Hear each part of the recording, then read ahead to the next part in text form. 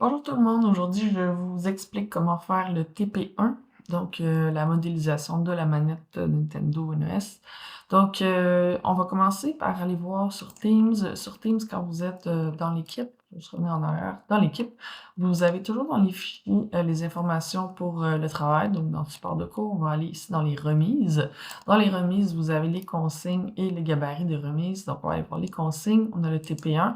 Pour l'instant, les consignes ne sont pas là. Je vous les ai expliquées en classe, puis vous irez les lire. Quand vous allez être vous rendu là, vous pourrez les lire car le fichier va être ici. En attendant, je vais vous montrer qu'on a des images références. Donc, quand on modélise, souvent, vous allez voir, je vais vous en parler, on modélise à partir d'images références ou d'objets réels. Donc, on veut vraiment savoir où on s'en va. On ne modélise pas dans le vide. Donc, ici, j'ai des images références. Vous pouvez toutes les prendre et les télécharger. Moi, je les fais, je les ai ici. Donc, les images références, elles vont vous aider, comme ça dit, comme référence quand vous modélisez. Donc, on les a ici. Évidemment, vous n'allez pas toutes les utiliser, donc ça dépend de chacun. Moi, j'aime en avoir une qui est plus en angle pour bien comprendre les hauteurs des boutons, etc. Fait que moi, c'est avec elle que je modélise. Et on va aussi utiliser celle-là comme référence directement dans Maya. Donc, si vous voulez avoir une image directement dans Maya, il va falloir la placer dans les bons dossiers. Donc, en attendant, on va aller créer nos dossiers, justement. Donc, ça, on est dans une nouvelle scène. J'ai fait File, New Scene pour une nouvelle scène comme ça. Et là, il n'y a rien enregistré, on ne sait pas dans quel projet on travaille, donc on va aller faire les choses comme il faut. Encore une fois, sur Teams, vous avez dans les remises les gabarits. Donc, je vous montre qu'est-ce que je veux recevoir. Donc, des fois, tout n'est pas écrit, là, bien évidemment. Mais dans ici, travaux pratiques, le TP1, quand vous allez me remettre, je veux que ce soit identifié comme ça. Donc, vous pourriez avoir votre projet Maya qui est déjà identifié comme ça ne me dérange pas. Ou vous pouvez créer un dossier et mettre le projet Maya à l'intérieur de cette manière-là. Donc, ça vous donne quand même une indication à peu près de comment on veut recevoir les choses. Donc, dans Maya, on va venir créer un nouveau projet. On va aller dans File, Project Window. Et on va aller ici, faire New. Je vais l'appeler, moi, je vais l'appeler juste TP1. C'est Gilbert. Mettez toujours vos initiales ou vos noms, parce que des fois, quand je corrige, je peux me mélanger entre deux travaux. Donc, c'est vraiment bien d'écrire vos noms pour éviter des problèmes. Le location, ici, on va dire évidemment qu'on veut travailler sur My Computer, dans le C de l'ordinateur, et on vient dans le 3D. Si vous faites toujours ça, c'est deux points ma computer 3D, ou je sais qu'il y en a qui ont appelé leur dossier 3D à l'école 3D avec leur nom, essayez de renommer les mêmes choses à la maison, comme ça Maya va être moins mêlée dans le chemin qu'il doit emprunter, ça va toujours être à la même place. Donc ici, c'est 3D, je double-clique, et maintenant, ben, je suis dans le bon endroit, je peux vous cliquer ailleurs, je fais Select, et voilà, donc je vais mettre un underscore, je vais mieux quand c'est la barre par en bas, comme ça. Donc voilà, je fais Accept. Si je vais voir dans mes dossiers pour être sûr que j'ai bien fait les choses, dans le dossier 3D, j'ai bien TP1, c'est Gilbert qui est ici. Donc, et à l'intérieur, tous les dossiers ont été créés. C'est parfait. Donc maintenant, l'idée, ça va être d'avoir une scène à l'intérieur de scène, ce qu'on n'a pas pour le moment. Donc ici, on va venir, puis on le voit ici aussi, hein, notre scène, ça c'est la scène dans laquelle on est en train de travailler. Donc la scène, elle est toujours untitled, ça veut dire que c'est pas rien enregistré, mais c'est pas enregistré du tout. Donc on va faire File, Save Scene As, et on va vérifier en fait ici, on est bien au bon endroit. Si jamais ici on n'est pas au bon endroit, il faut faire un Set Project.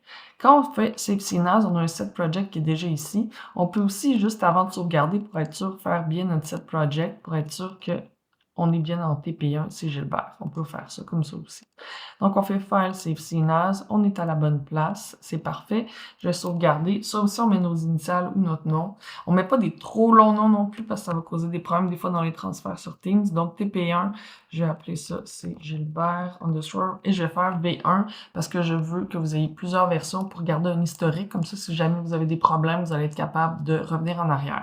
Donc, Files of Type, donc c'est type of file, whatever. Ici, c'est MB, donc Maya Binary. Il y a aussi Maya ASCII, donc qui fait des points MA. Donc ça, c'est un petit peu plus lourd, puis on n'a pas besoin de ça. Donc on prend toujours les Maya Binary. Donc le reste, on s'en fout. On fait Save As.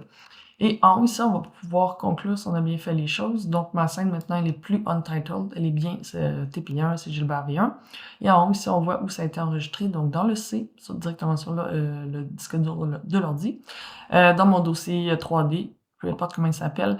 Ensuite, dans mon projet TP1, c'est Gilbert, dans les scènes. Et maintenant, voilà, ça s'appelle TP1, c'est Gilbert V1. Donc, voilà. Dernière petite chose, on s'assure que notre workspace est correct. Donc, en classe, je vous ai expliqué qu'on veut avoir le channel box. Peu importe s'il est à droite, ici ou en haut, là, on s'en fout pas mal. L'important, c'est d'avoir le Modeling Toolkit, le Attribute Editor et le Channel Box qui sont tous rentrés ici On ne veut pas avoir de fenêtre flottante qui apparaît comme ça quand on clique sur un des icônes. Donc, pour s'assurer que c'est correct, on vient glisser notre... Bon, ça, j'aime pas ça quand c'est comme ça. Donc, quand vous avez de la misère, je vous conseille de vous mettre, plutôt de vous mettre en général, mettez-vous en mode ligne standard, comme ça, les onglets viennent en haut. Là, moi, il était déjà fait, là, mais... donc, si vous êtes comme ça, bien, vous venez ici simplement... Ça marche pas, nous. Parce que mon Windows, il essaie de mettre des fenêtres... bon, comme ça. On veut que ce soit en bleu. Puis comme vous voyez, c'est la flèche qui pointe à l'endroit où je vais placer mon truc. Fait que là, ma flèche, elle pointe à la bonne place, comme ça. Et on va venir sauvegarder. On va faire Save Current Workspace. Je vais l'appeler mode 3D. Et voilà. Donc ça, c'est pour à la maison, parce qu'en classe, normalement, vous avez déjà créé vos workspaces. Donc, vous pourriez directement aller chercher les workspaces qu'on enregistre. Ils se trouvent en haut. Donc, on met... Ça, c'est en animation. Donc, ici, on vient mettre mode 3D thème. Et là, on peut faire une autre sauvegarde. Ici, juste Save Scene. Vous voyez que le shortcut, c'est CTRL-S.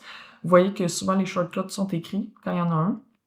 Donc, je vous conseille de vous pratiquer à faire des CTRL-S fréquemment sur votre clavier.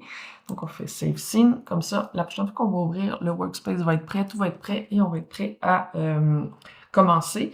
Quand on a ici, là, en bas, des petits messages en jaune, la plupart du temps, c'est pas important. Donc, en jaune, c'est juste des avertissements.